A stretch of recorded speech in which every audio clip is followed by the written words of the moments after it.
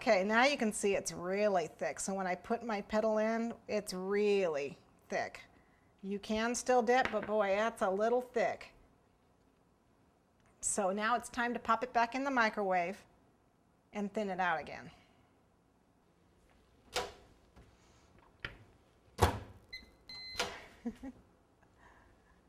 That feels pretty good. Give it a little gentle stir so it's nice and evenly heated. And then you can see it's nice and easy again. If you pop it, you can just keep, yeah, see it's nice and cool now.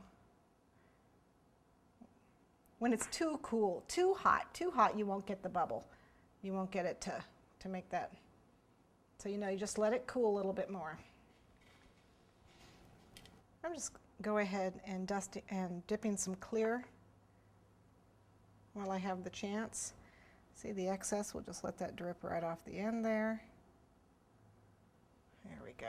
And don't worry, if you pop it, you just clean off your wire and dip again. Now what I'm going to do is add some green to this, and I'm going to make my holly. Again, be very careful when you stir. Stir nice and slow. You don't want to get the bubbles. Doesn't take much color.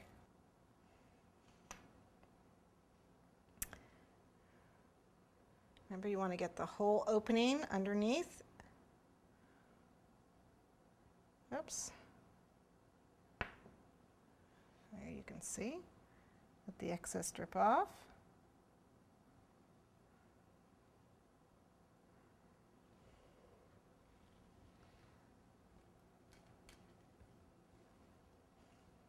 Okay, and we're just going to dip the rest of these.